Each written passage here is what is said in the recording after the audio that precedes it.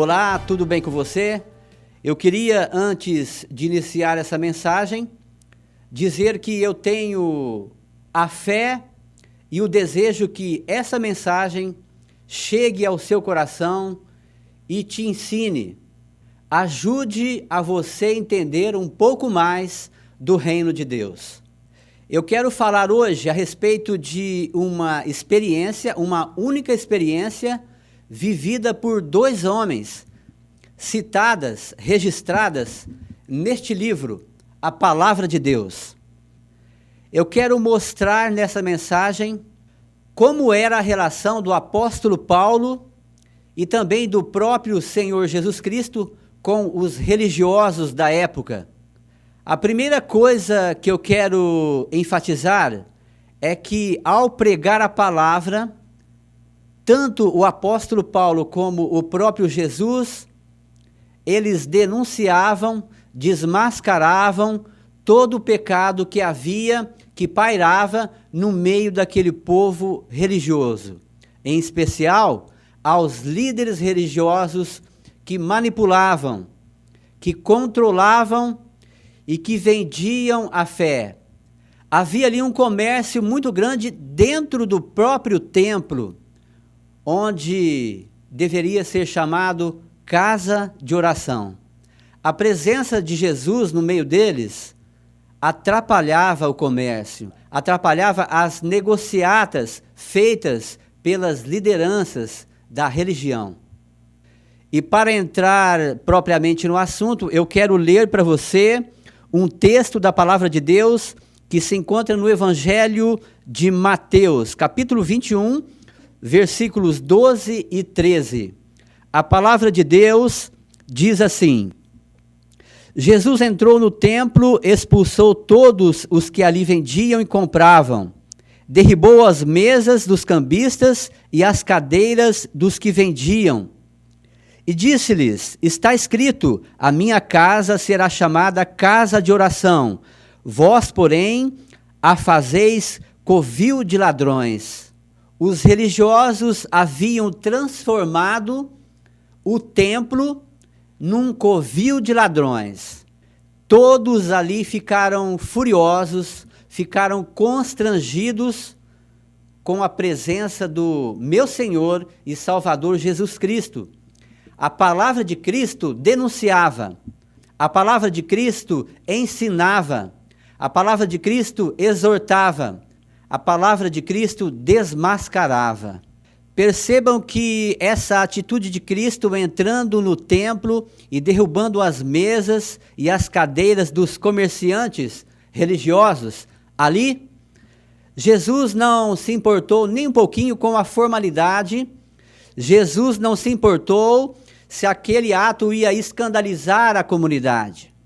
Jesus Cristo não se preocupou se havia muitas pessoas ali, pessoas da sociedade, pessoas da elite. Jesus não se preocupou se elas ficariam chocadas. Jesus não se preocupou com a formalidade naquele momento. Jesus era amor. Jesus era perdão. Jesus era compaixão. Mas nesse momento, Jesus mostrou a sua ira contra o pecado. No mesmo contexto, Jesus também chama aquele povo de sepulcros caiados. Por fora, eles são belos, mas por dentro são podres.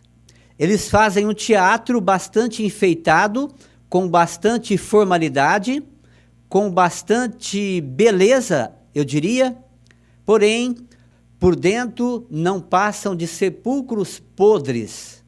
A palavra de Jesus ali colocava em evidência as tantas imoralidades, os comércios e tantas coisas pecaminosas que aquele povo praticava.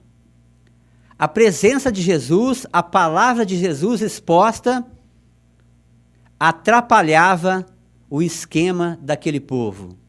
Diante disso, o povo começa a tramar como silenciar Jesus. Eles começam a planejar como é que eles fariam para calar a boca do meu Senhor e Salvador Jesus Cristo.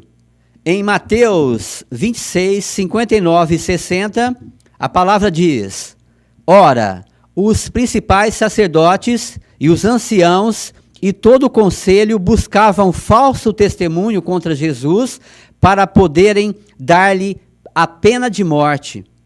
Mas não achavam, apesar de se apresentarem muitas testemunhas falsas. É muito difícil de compreender e aceitar que quem estava tramando contra Jesus eram os líderes religiosos, eram os sacerdotes, aqueles que teoricamente deveriam estar cuidando das coisas de Deus, cuidando do templo, cuidando das coisas do reino, zelando pela palavra de Deus. Mas, ao invés disso, eles estavam tramando contra o autor da palavra. Uma inversão de valores. Ao invés de cuidarem das coisas de Deus, ao invés de batalharem em prol do reino, eles estavam contra o reino de Deus. E aquelas acusações contra o Mestre, contra Jesus, eram tão falsas, tão mentirosas, que quando o caso de Jesus chega até Pilatos, Pilatos avalia o caso, avalia a situação e diz: não encontro motivo algum para acusar esse homem. Lucas, capítulo 23, versículo 4. Então Pilatos disse aos chefes dos sacerdotes e à multidão: não encontro motivo algum para acusar este homem. Foi muito simples para a liderança acusar Jesus de estar pervertendo o povo. Foi muito fácil para os sacerdotes acusarem Jesus de ter cometido um crime. Porém, a maior dificuldade deles foi especificar, foi detalhar qual crime Jesus tinha cometido. Não encontro neste homem motivo algum para condená-lo. Foi o que disse Pilatos. E disse Pilatos: vocês me trouxeram este homem como alguém que estava incitando o povo à rebelião. Eu o examinei na presença de vocês e não achei nenhuma base para as acusações que fazem contra ele. Jesus Cristo não tinha cometido nenhum crime. Jesus Cristo não tinha cometido nenhum ato de rebeldia. Jesus Cristo, pelo contrário, estava ali querendo banir o crime, querendo acabar com toda a imoralidade que havia no meio daquele povo. Inversão de valores. Por isso, Jesus foi uma pedra de tropeço no meio daquele povo. E, diante disso, então, eles planejaram tirar aquela pedra de tropeço que havia no meio deles. Além de Jesus Cristo, também o apóstolo Paulo viveu praticamente a mesma experiência. Paulo pregava o evangelho e o próprio evangelho denunciava a hipocrisia, as negociatas, assim como Jesus o fez. E da mesma forma, Paulo também foi visto como um herege, como um rebelde, como alguém fora do padrão daquela sociedade. No livro de Atos, capítulo 21, versículo 27 e 28, diz: quando já estavam para terminar os 7 dias, alguns judeus da província da Ásia, vendo Paulo no templo, agitaram toda a multidão e o agarraram, gritando: Israelitas, ajudem-nos, este homem que ensina a todos em toda parte contra o nosso povo, contra a nossa lei e contra este lugar. Além disso, ele fez entrar gregos no templo e profanou este lugar. Eles estavam dizendo que Paulo estava contribuindo para profanar aquele lugar. Inversão de valores.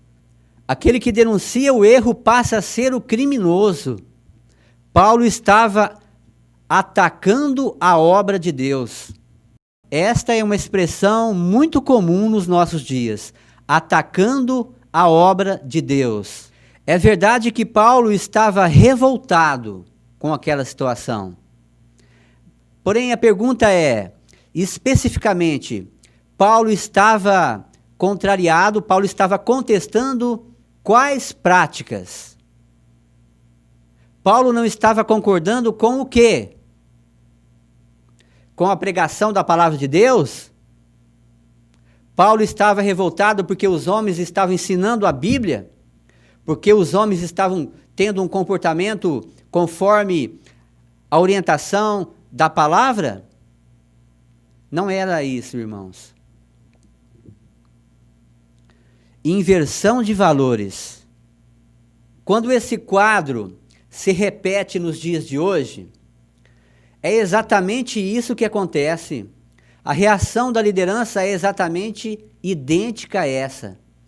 Eles logo vão no púlpito e dizem: alguém está atacando a obra de Deus.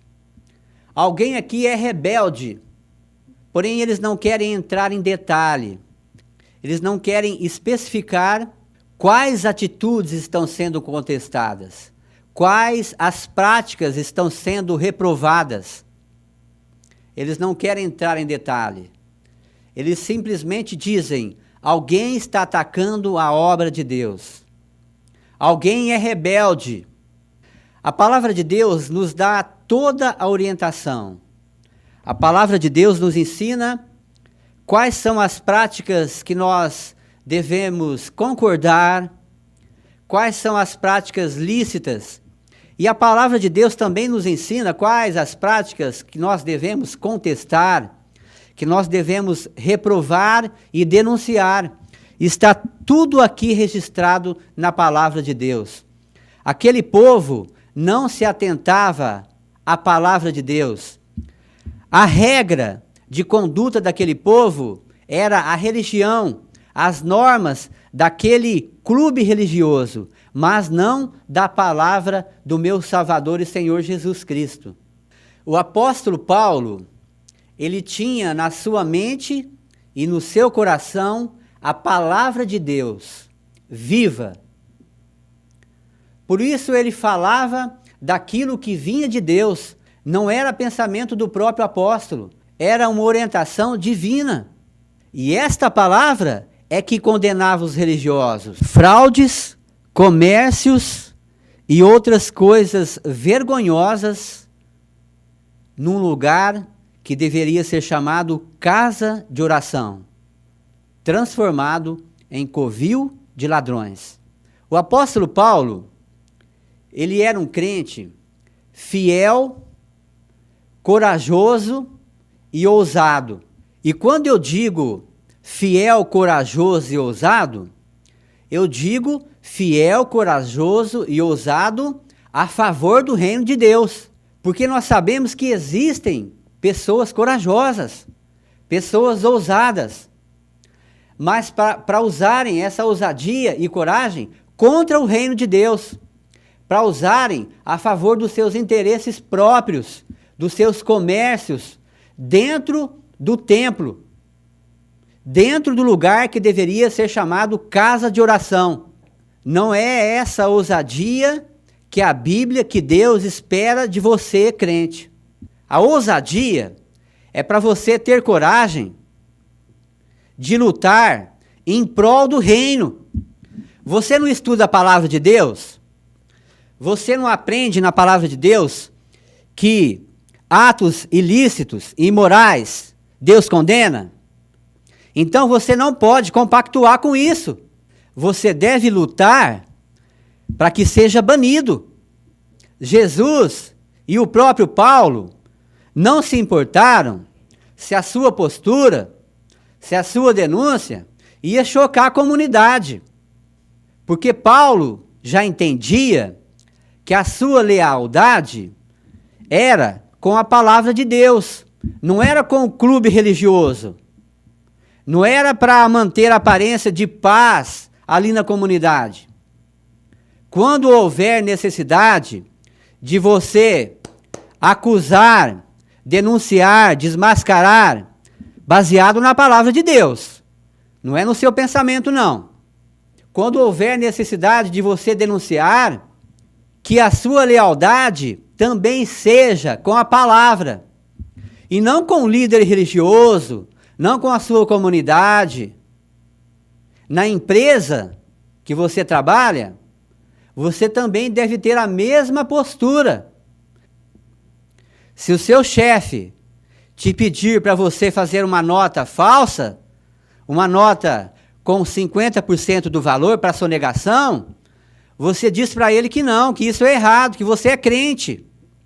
Se o seu chefe desrespeitar o regulamento da empresa e sem a participação da diretoria, começar a fazer compras e financiamentos altíssimos, sem o aval da diretoria, por conta própria, você tem que contestar. Você não pode concordar, porque existe um regulamento, existem leis, e os regulamentos da empresa, da escola, da firma que você trabalha, da igreja, eles devem ser seguidos. E os regulamentos devem ser pautados na palavra de Deus. Um chefe com essa postura já passou do limite. A partir desse ponto, você não deve mais ser subordinado, para depois não ser cúmplices das suas fraudes e ter que responder por elas mais tarde. Apenas o título de chefe, de diretor da escola, de pastor, apenas o título não lhe dá o direito de uma submissão, de uma subordinação incondicional. Há limites. E qual é o limite? O limite é a palavra de Deus. A lealdade do crente, ela deve ser a palavra de Deus, porque a palavra de Deus é perfeita.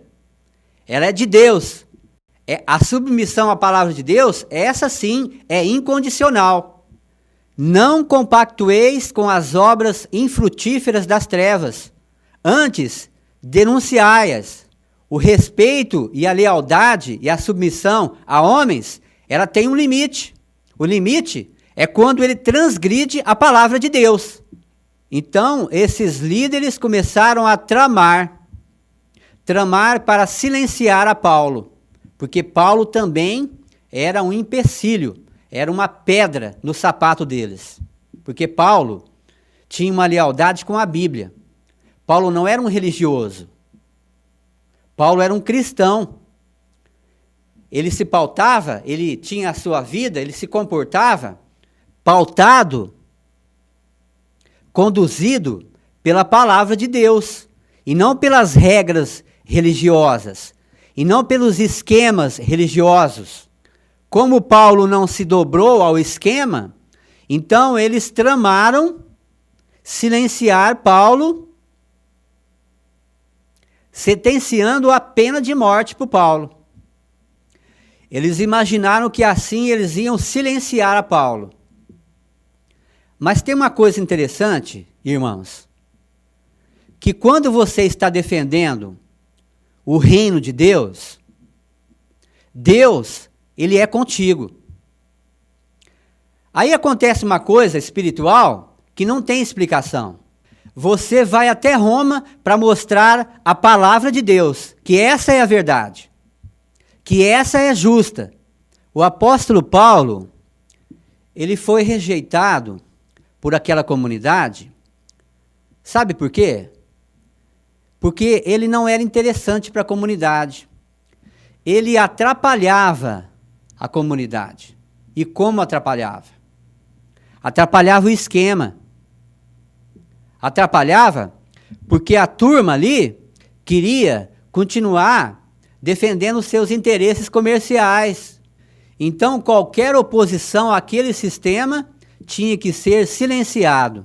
No momento que Paulo foi rejeitado, acontece uma coisa bastante triste para Paulo, para aquele que é rejeitado, para aquele que é excluído. Aquele que é excluído, ele passa por ridículo. Porque a conotação que dá quando alguém é rejeitado, quando alguém é excluído, não é uma boa imagem. Quando você é demitido da sua empresa, é um mau sinal. Quando você é demitido na sua empresa, pode ter certeza que aquilo não vai expressar uma boa imagem de você. Porque quando alguém é demitido, quando alguém é excluído, quando alguém é expelido, quando alguém é retirado, significa, teoricamente, que aquela pessoa cometeu um crime. De repente aquela pessoa roubou, de repente aquela pessoa teve uma postura que escandalizou, cometeu alguma imoralidade na empresa, na igreja.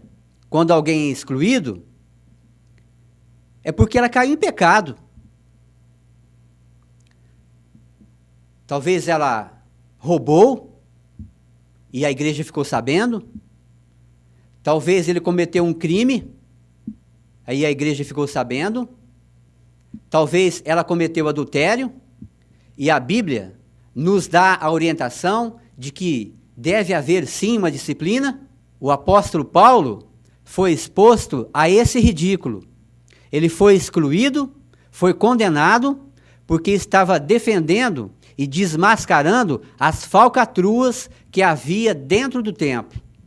E agora nós chegamos a um ponto interessante da mensagem, que eu queria que você prestasse bastante atenção.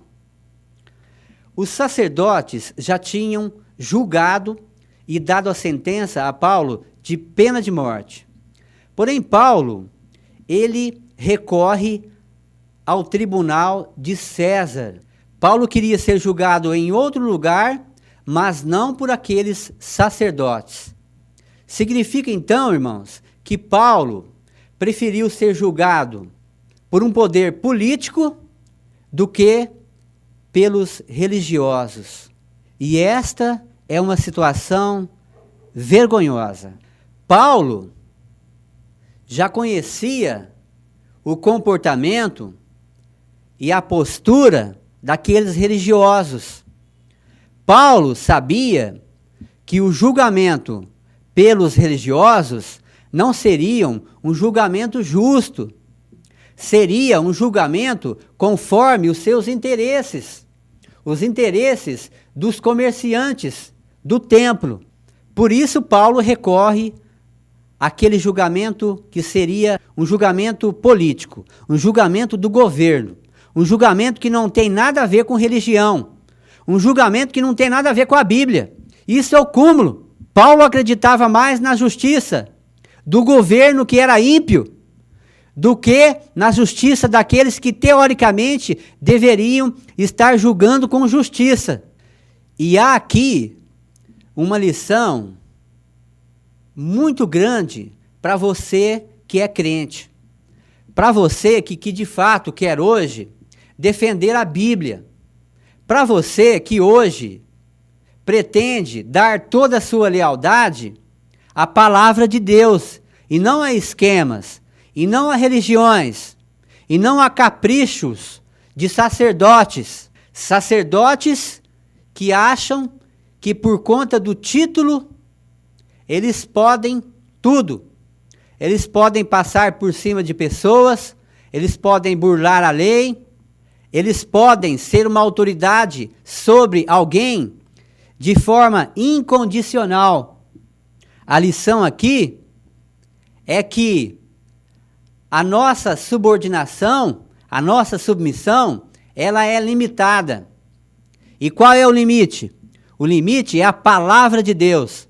A partir do momento que seu chefe, a partir do momento que o diretor da sua escola, a partir do momento que o seu pastor estiver burlando, estiver fraudando a lei, estiver ferindo os princípios que você aprendeu neste livro, os princípios que devem estar vivos dentro da sua mente e do seu coração, a partir desse momento, o seu chefe, o diretor da sua escola e o seu pastor não merece mais essa credibilidade. Pelo contrário, você pode fazer como Paulo e contestar. A denúncia não é sua, é a palavra de Deus, que ele se entenda com Deus. Deus não aprova falcatrua, falsificação, comércio, manipulação, mentiras. Isso é abominável. Você terá o respaldo de Deus para contestar isso. Mas tome cuidado e certifique-se de que você está defendendo os princípios que você aprendeu na palavra de Deus. Aí, você terá o respaldo de Deus.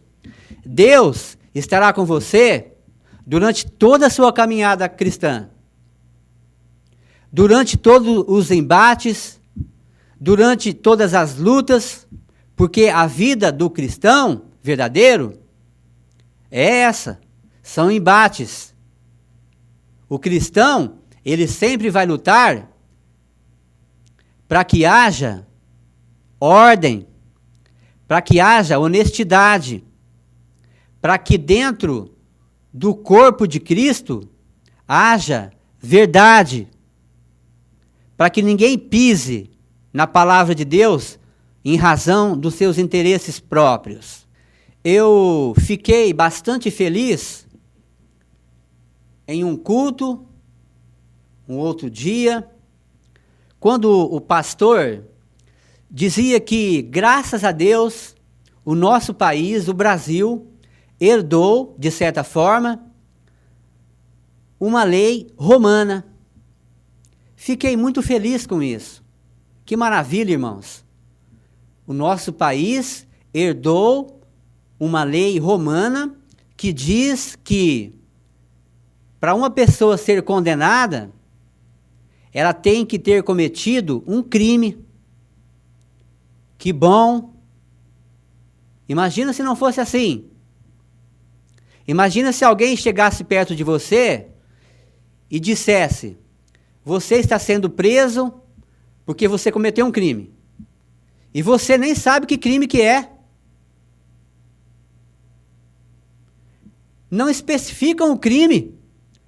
Que crime você cometeu? Isso é muito bom. Imagina se não fosse assim, irmãos. Imagine se a polícia chegasse na sua casa e decretasse uma prisão e não especificasse que crime você cometeu. Simplesmente te levasse para a cadeia e te prendesse e dissesse que você cometeu um crime. Mas você não tinha nem direito de saber qual crime. No mínimo, você tem o direito de saber qual crime você cometeu. Você só pode ser condenado quando comete um crime. Esta é a lei que herdamos de Roma. Aliás, é uma lei universal. Tem que haver um crime para ser condenado. Um crime específico. Um crime específico. Matou, roubou, lesou. Mas da mesma forma que eu fiquei feliz ao ouvir um pastor pregando sobre esta lei que nós herdamos de Roma, eu também fico entristecido e saber que, assim como nós herdamos esta lei de Roma, o nosso país também herdou aquele mesmo comportamento dos sacerdotes e dos religiosos que condenaram a Paulo, que condenaram a Jesus. Os sacerdotes de hoje, eles ainda tentam silenciar todos aqueles que se opõem às fraudes, aos comércios, aos atos imorais cometidos dentro das religiões. A Bíblia diz para você respeitar as autoridades, respeitar as lideranças, ser submissos a ela. Porém, há um limite.